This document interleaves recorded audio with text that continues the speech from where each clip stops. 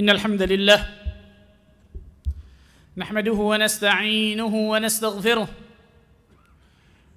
ونعوذ بالله من شرور أنفسنا ومن سيئات أعمالنا من يهده الله فلا مضل له ومن يضلل فلا هادي له أشهد أن لا إله إلا الله وحده لا شريك له وأشهد أن محمدا عبده ورسوله صلوات الله وسلامه عليه نبينا وحبيبنا محمد صلى الله عليه وعلى آله وصحبه وسلم.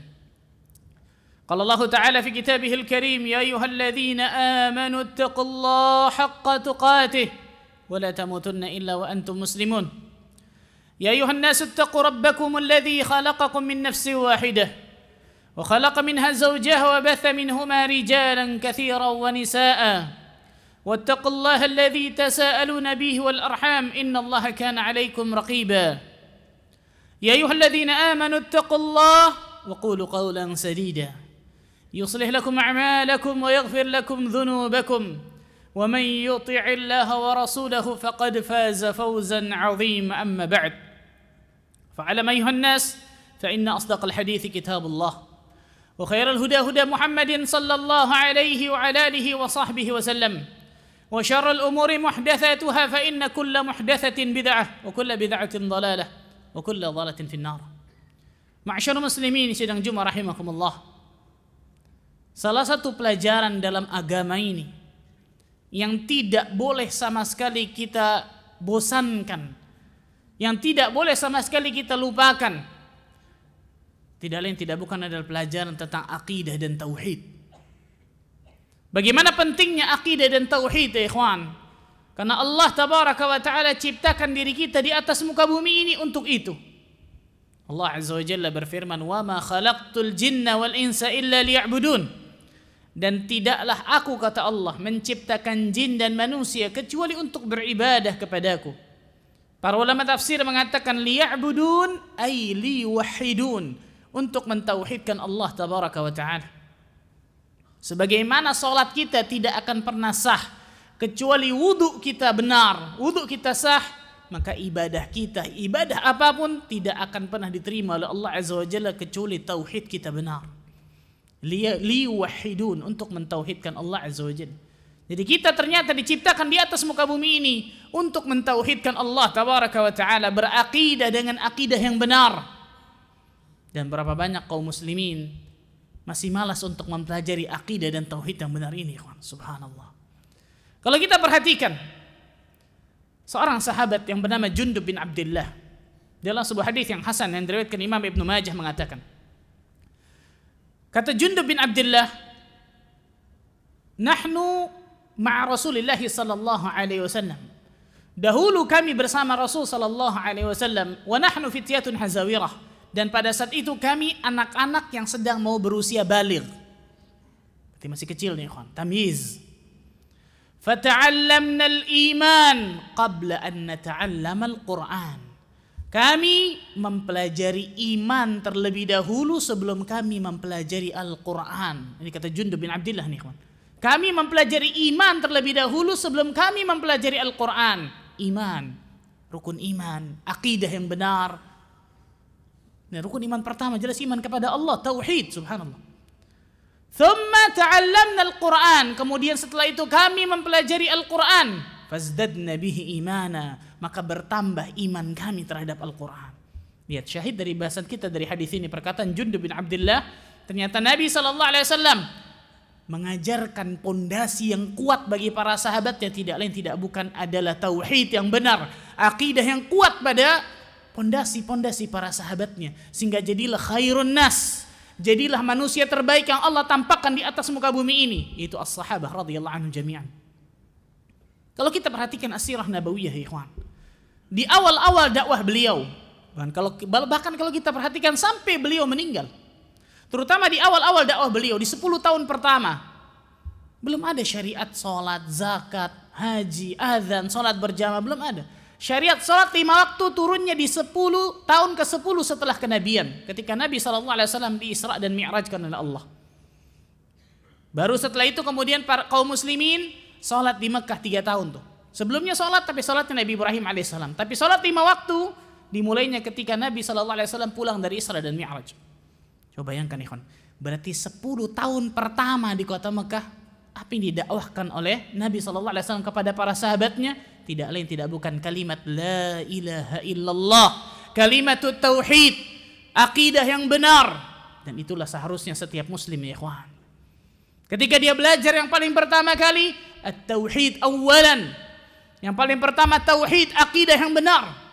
Karena ketika pondasi seseorang sudah kuat, maka naiknya akan mudah. Sebagaimana gedung ya ikhwan, sebagaimana rumah. Yang paling lama insyaallah ta'ala dia bangun pasti pondasinya.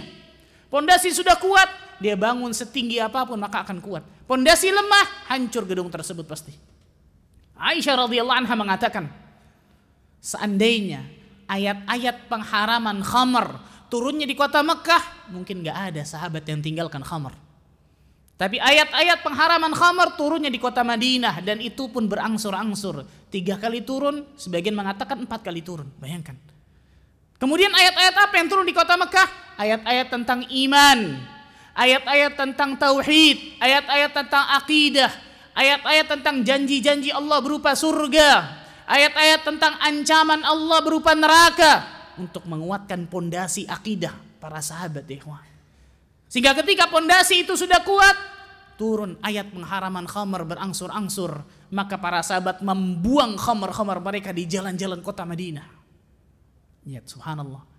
Kebanyakan diri kita ketika diperintahkan oleh Allah dan Rasulnya satu perintah, bukan sami'na wa ata'na, bukan kami dengar dan kami taati, tapi kami dengar dan kami pikir dulu, masuk akal kami atau tidak ini, sesuai dengan selera kami atau tidak. Kenapa? Karena pondasinya lemah ikhwan. Akidah dan tauhidnya lemah, sehingga apapun yang Allah dan Rasulnya sampaikan kepada kita, perintahkan atau larang dalam diri kita, sehingga bukan kita mengatakan sami'na wa ta'na. Perhatikan ikhwan, subhanallah. Disinilah pentingnya seorang muslim dan muslimah terus jangan pernah bosan untuk mempelajari akidah yang benar, tauhid yang benar. Nabi SAW ketika mengutus Mu'adz bin Jabal ke Yaman, beliau mewasiatkan, innaka sata'ti qauman min ahlil kitab ya Mu'adz.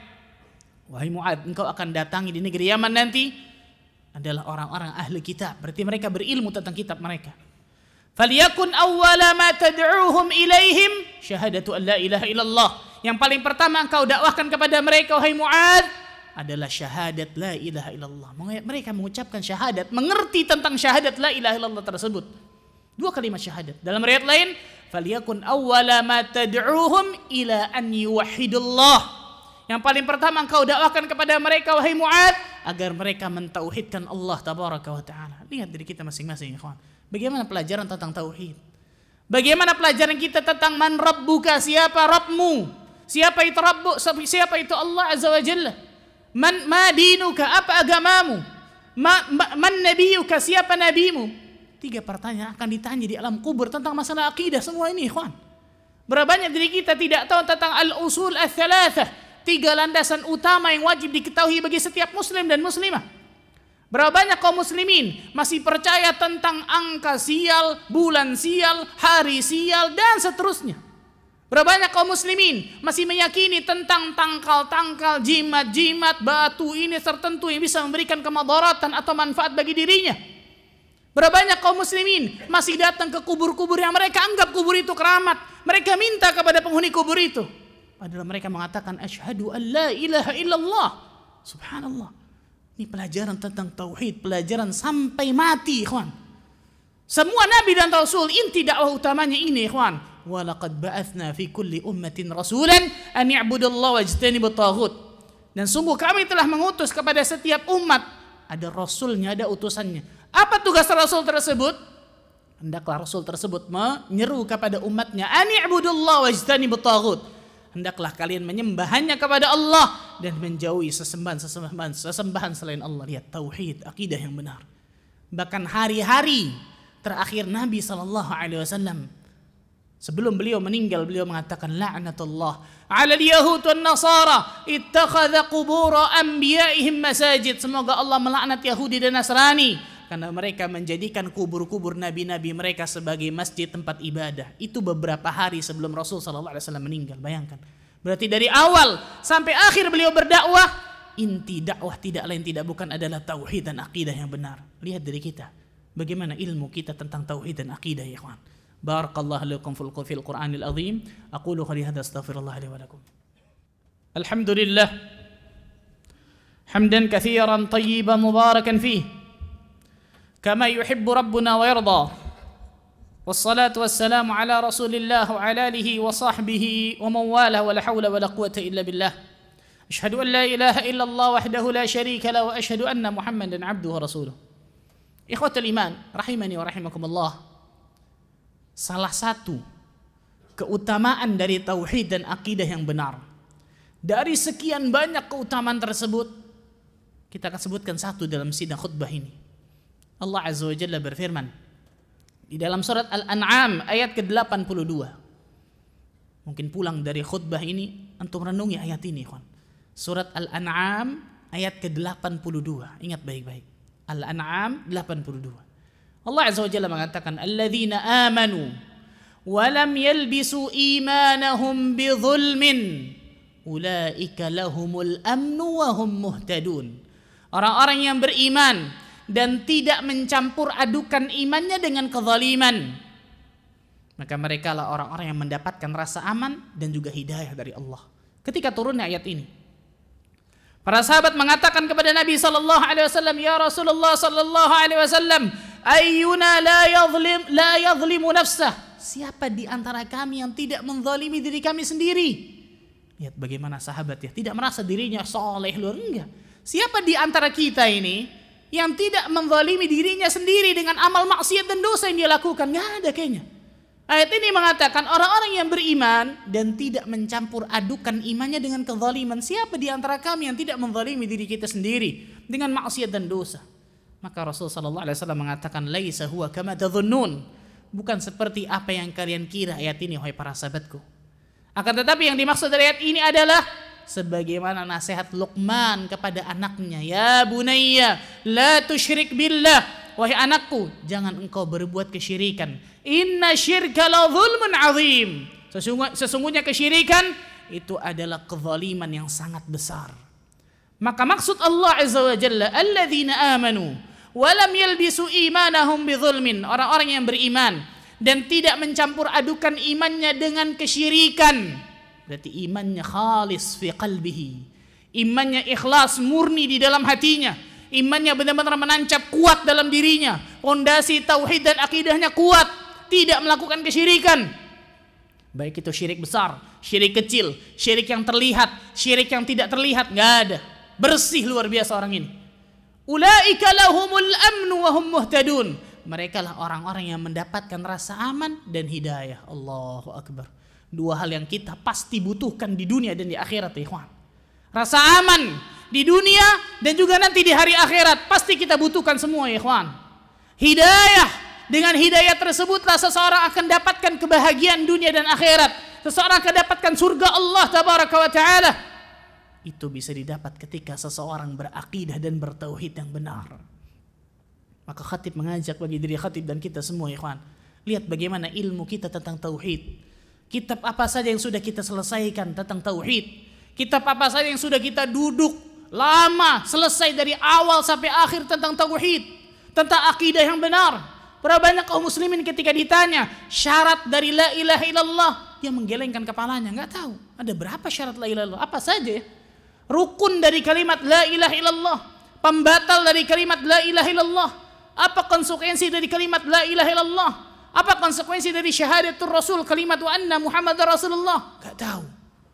Karena mereka tidak berilmu tentang ilmu agama Allah. Mereka menjadikan ilmu agama Allah hanya sekedar kebutuhan tersier dalam kehidupan mereka, bukan kebutuhan primer dalam kehidupan mereka. Ini salah besar, ya ikhwan. Siap-siaplah ya ikhwan, kaum muslimin yang menjadikan ilmu agama hanya sekedar pelengkap dalam kehidupannya, bukan kebutuhan primer dalam kehidupannya. Jangan kaget ketika Allah tidak berikan kebahagiaan dunia akhirat kepada dirinya. Nabi SAW mengatakan, talabul ilmi fariidatun ala kulli muslim. Menuntut ilmu itu ilmu agama Allah, terkhusus jelas ilmu akidah dan tauhid yang benar. Itu fariidah, fardu ain, wajib bagi setiap muslim, dan juga pasti muslim yang masuk di dalamnya. Maka khatib sekali lagi mengajak ikhwan, semoga diri kita termasuk golongan hamba-hamba Allah yang terus memfokuskan diri kita untuk belajar tauhid sampai kita mati ikhwan. Nggak ada lulus, subhanallah. Terus mengulang pelajaran tentang tauhid sampai nantinya semoga Allah azza wa jalla wafatkan diri kita semua dalam keadaan husnul khatimah. Allahumma amin. Allahumma salli ala Muhammad wa ala ali Muhammad kama sallaita ala Ibrahim. وبارك على محمد وعلى ال محمد كما باركت على ابراهيم في العالمين انك حميد مجيد.